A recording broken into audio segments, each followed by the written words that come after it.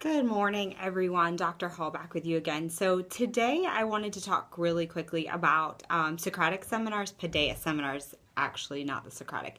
If you do Socratic, that's fine, but I want to specifically focus more on Paideia because I feel like they're even more structured in academic conversations, which are really important. Again, I kind of want to give the history as to why I feel so passionately about what I do. And so, I have two sons who are geniuses, if I may say so myself. When Parker, my oldest son, was in kindergarten, he's now in eighth grade. It was my last year in the classroom, and it was a horrible experience.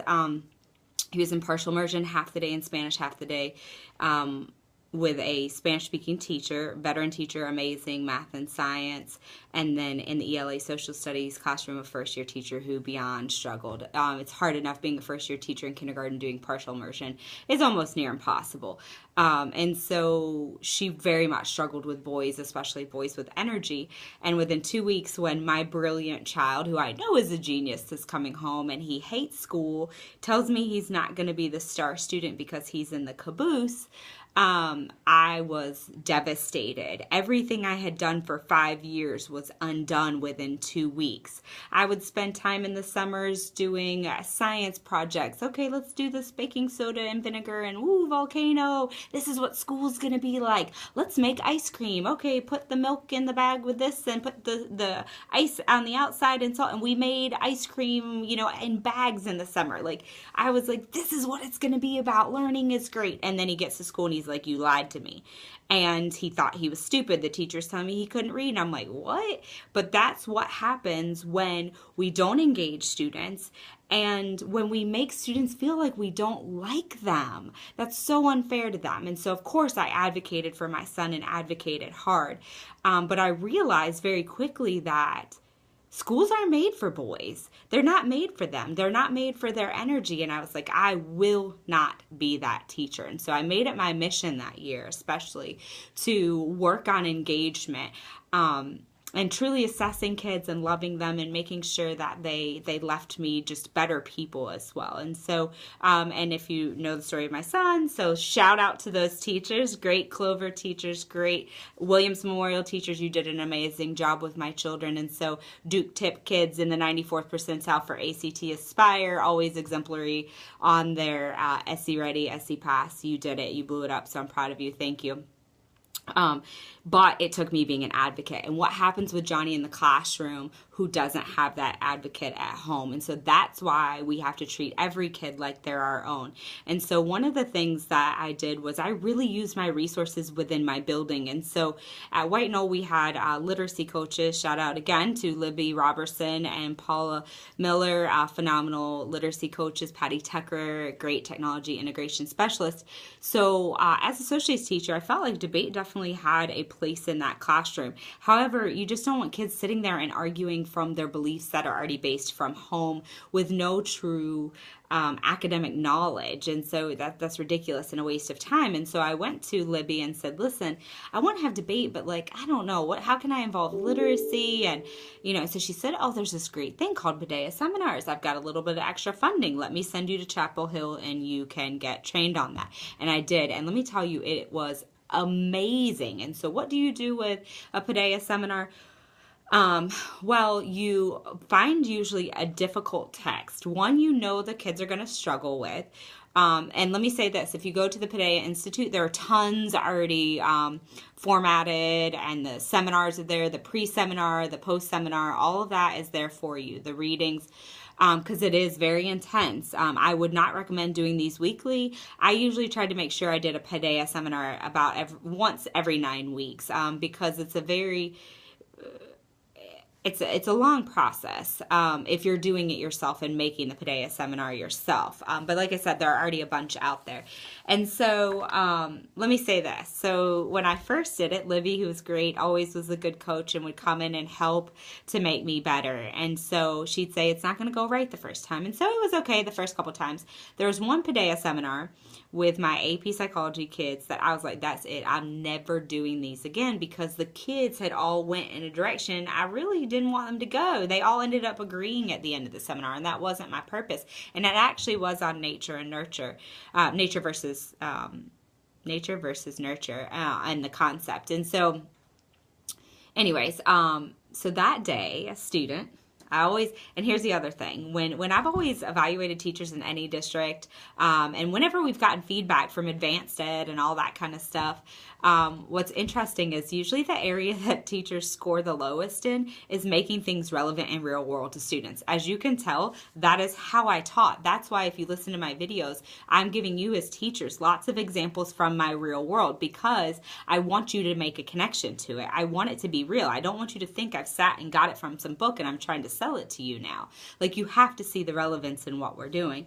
And so this student, and I'm going to have to tag you, Sarah. I love you, girl. And so Sarah, actually, Truesdale, is now going to be a teacher as well. She may actually be one at this point. So I'm sorry, I have so many of you, it's hard to keep up now. But so Sarah became the valedictorian at White Knoll. I had her in 9th grade world history. I also had her as a sophomore in AP Psych. I had to wave these kids in. Administration didn't want to do it, but I knew if they loved the class and they were motivated, they could do well. Because usually you don't allow those kids into AP Psychology in 10th grade. So Sarah had been in the Paideia Seminar, and she had to, that day that I decided I'm never doing it again, Sarah had missed a test, and that same day had to come make it up after school. When she gets there, I'll never forget, she said to me, I told her I wasn't doing them anymore. She said, "Are you serious? That's my favorite part of your class." And I was like, "What?" And she was like, "We never get to talk anymore in class. And that's what I love." And I was like, "What?" And so I'm so glad that I got that feedback. And years later, this is, I don't even know what year this is, Sarah had written, it must have been about 2012. Yeah, because she was graduating. And so she sent me these little messages. And I just want to read it because I want you to get the full effect of why these things are so important in this engagement in the class. So she said, there's a whole lot that she said, but I'm going to focus on that little bit. So she says, "I can always make time for the teacher to make me believe in myself and my ability to succeed. You and your class have forever changed my work ethic, view of myself, and ability to work with others. Words cannot express how grateful I am to have not dropped out of your class, even when I begged my parents to after the first test. Even today, I'm an AP Psych nerd to the point where I talk about it whenever it applies." I was like, "What? Oh my God, I went to this child's graduation, her graduation party too. Didn't even know she wanted to drop out of my class," right? Because get this right, I love the kids. And when people look at me, I think sometimes they think she must just let them do whatever. No, I was super hard on them, high expectations, to the point that this child who I adore, I didn't even know she wanted out of my class, but her parents wouldn't let her. Thank you, Truesdales. Love you too. Shout out to you. So anyway, so she said back, I'll never ever forget that day when I got back my first test and I had an 84. I was distraught. I begged my parents to let me drop out, but they told me that I had signed up for the class and it was my job to finish it. Out of the 9 AP classes I've taken, I believe your class prepared me the best for the AP exam. To this very day, I have asked for seminars in every class because of my experience with psych. When I did my senior project on nature versus nurture, I actually set the precedent that AP senior projects should be presented in a debate form.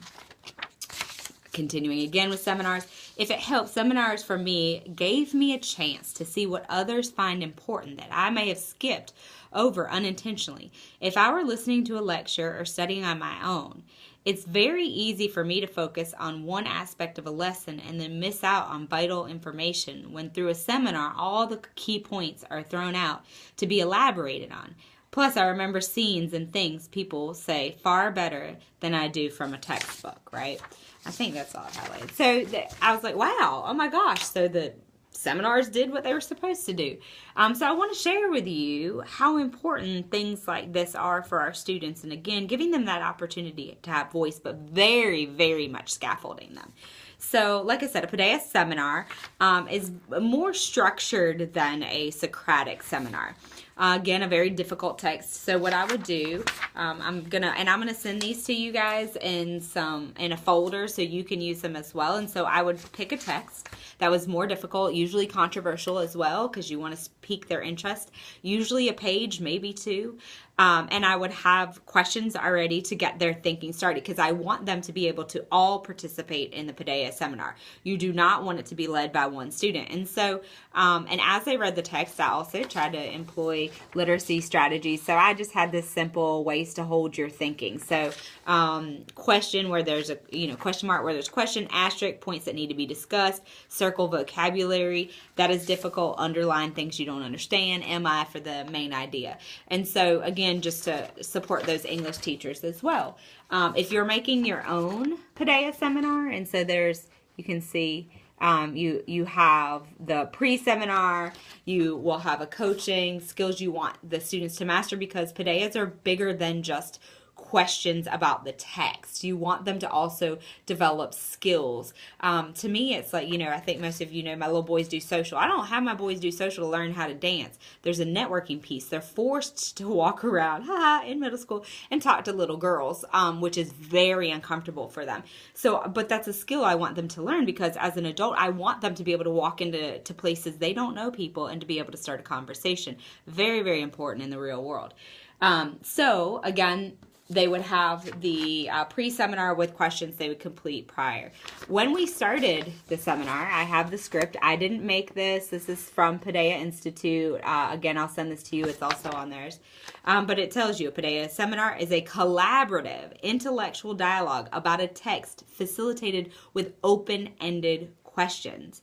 The main purpose of the seminar is to arrive at a fuller understanding of the textual ideas and values of ourselves and each other. Now, each Paideia seminar should focus on, there are very key, and that's on the website too, there are key ideas that you want them to take from a text. So if you want them to take injustice or justice from a text, then that's the focus, and you make sure they know that, and that's what we're going to focus on. Or on democracy. So you focus on those big topics so that it's not overwhelming. And you also have the kids, and I read this every time and they'd be like, oh God, but they knew, like, this is what set the tone to move into that formal discussion. And so what we talked about is, how do you have a formal discussion? So things like, and that's in the script, you don't disagree with a person, you disagree with their idea. So you say, Joanna, I hear that you're saying da-da-da-da. I disagree with that statement because, and then they support what they're saying from the text. Again, textual evidence, command of evidence. You get to see that through a Paideia seminar. Then I also had them set goals, and the goals would be related to that conversation, that academic conversation. And I use that word a lot. Okay, so there's conversation within the class, and then there's academic conversation that we get to, which is text oriented. And so some of the things I would say is, and they would all have to do their little name tags up at the front, the little tents with Tiffany at the front or whatever. And so I would have them on the back of that write their goals. And so I'd say, for me, for example, to speak 3 times, that is not a goal, because I clearly talk too much. And so I want you to stretch yourself. So it might be like, ask a question out of uncertainty, which makes me uncomfortable. And so we want to grow ourselves. Anyways, and so, like I said, we might look at things like history, inequality, or equality, progress. Those are the ideas to focus on within the Paideia seminar. And so we'd read that, do the seminar, set ground rules two, if I can talk today. So this is just, again, skills that we want our kids to go out into the world with. So listen by looking at the speaker, speak loudly enough for everyone to hear, asking questions as well as making statements, think deeply about ideas and values expressed in the dialogue, examining the various perspectives with an open mind, refer to the text by citing specific pages, number lines. Oh, that's another thing. So when I give them the writing, they had to number, or the reading, they had to number every single line so that we could quickly refer to that text over and over again.